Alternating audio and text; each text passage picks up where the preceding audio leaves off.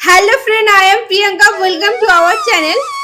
আজ আমি উপস্থিত হয়েছি উত্তরপ্রদেশের লখনৌতে নিউ হায়দ্রাবাদ মোড় গোমটি পুলের সামনে টিকারাম দাস হনুমান সাই মন্দিরে। তাহলে চলুন আপনারা আমার পুরো ভিডিওটি দেখতে থাকুন। আজকে আমি আপনাদেরকে হনুমান সাই মন্দিরটি পুরোটা ঘুরিয়ে দেখাবো। সাই বাবা মন্দিরের মধ্যে এটি হলো একটি অন্যতম প্রাচীনতম সাই বাবাজির মন্দির। আমি আজকে টিকারাম দাস হনুমান সাই মন্দিরটি তাই আপনাদেরকে দর্শন করাতে নিয়ে এসেছি। এইটা হলো হনুমান সাই মন্দিরের পুরো এরিয়া। চলুন আমি আপনাদেরকে মন্দিরের ভেতরে নিয়ে যাচ্ছি। এইখানে মন্দিরে পুজো দেওয়ার জন্য ফুল এবং মিষ্টি আপনারা পেয়ে যাবেন। এখন আমি আপনাদেরকে নিয়ে আসলাম সাই বাবাজিকে দর্শন করাতে। এখানে এখন আরতি চলছে। আমরা সন্ধ্যের সময় এসেছি, তাই এখানে সন্ধ্যে আরতি চলছে। দেখতেই পাচ্ছেন বহু দর্শনার্থী এখানে উপস্থিত রয়েছেন। এখানে আরতি চলছে, তাই সকলে ভজন কীর্তন করছেন। লখনৌতে সাই বাবাজির মন্দিরটি বহু প্রাচীন একটি মন্দির। এখানে বহু দর্শনার্থী উপস্থিত হন। বিশেষ করে বৃহস্পতিবারে এখানে মন্দিরেতে প্রচুরই ভিড় হয়, কারণ বৃহস্পতিবারে সাই বাবাজিকে পূজিত করা হয়, তাই এখানে মন্দিরেতে সকলে উপস্থিত হন। ফ্রেন্ড, আপনারা তো জানেনই সাই বাবাকে যে যা মাগে তার মনের কামনা অবশ্যই পূর্ণ করে দেয়। তাই এখানে ছোট থেকে বড় সকলেই সাই বাবাজির স্মরণে উপস্থিত হয়েছেন আশীর্বাদ নেওয়ার জন্য।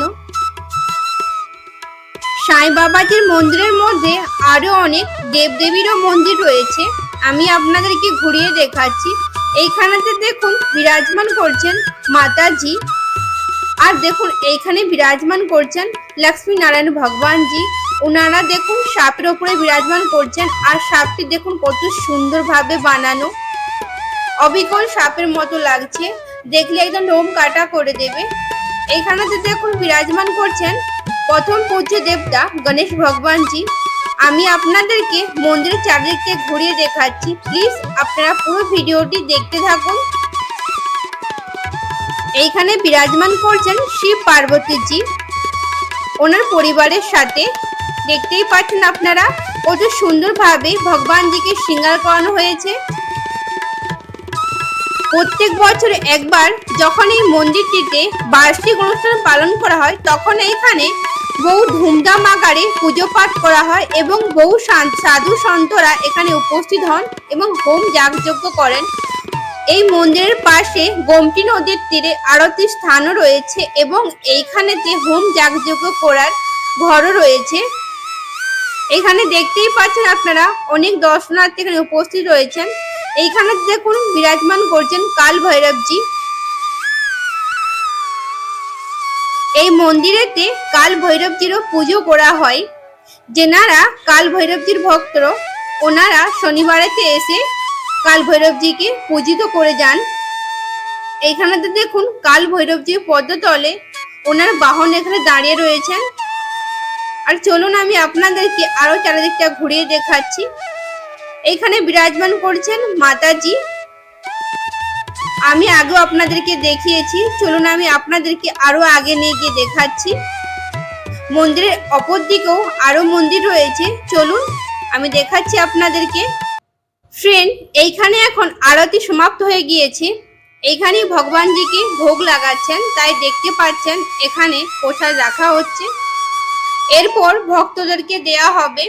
এখানের প্রসাদ খুব সুন্দর হয়, খুব সুন্দরভাবে এখানে পোলাও বানানো হয়।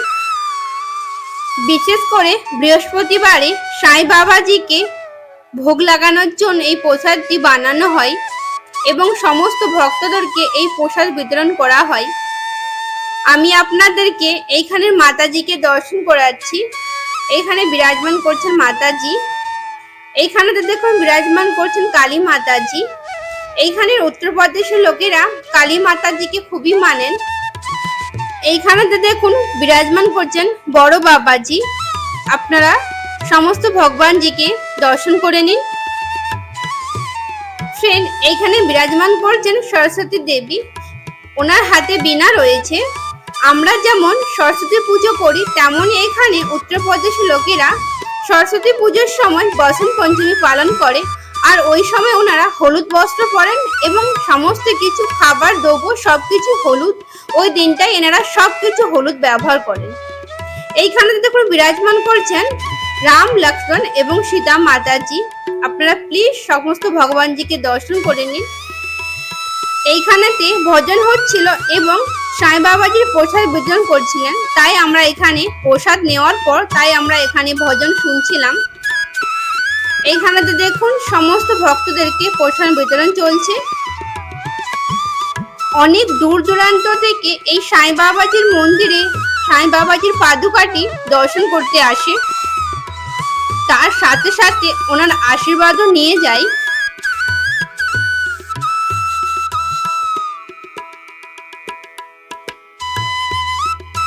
এইখানেতে দেখুন সাই বাবাজির পাদুকা।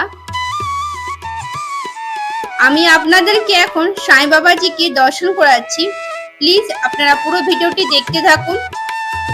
ফ্রেন্ড, এই মন্দিরটি ভোর 5টা থেকে দুপুর 12টা তক এবং বিকেল 3টে থেকে রাত 10টা তক খোলা থাকে। সকালবেলা আরতি হয় 7টার সময় এবং সন্ধ্যেবেলা আরতি হয় সন্ধ্যে 6টার সময়। এখন আমি আপনাদেরকে নিয়ে আসলাম এই মন্দিরের সাইডেই আরেকটি মন্দির রয়েছে, হনুমানজির মন্দির। এখন আমি আপনাদেরকে হনুমানজিকে দর্শন করাচ্ছি, আপনারা হনুমানজিকে দর্শন করে নিন।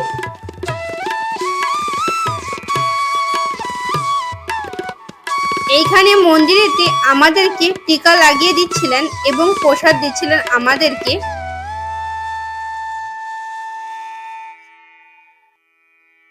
এই মন্দিরেতেই আরেকটি মন্দির রয়েছে, এইখানে দেখুন বিরাজমান করছেন শিব শঙ্কর ভগবানজির শিবলিঙ্গ।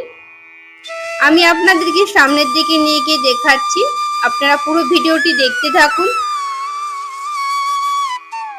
এইখানেতে আরো অনেক ভগবানজি রয়েছে, আমি আপনাদেরকে পুরোটাই ঘুরিয়ে দেখাচ্ছি, আপনারা দর্শন করতে থাকুন।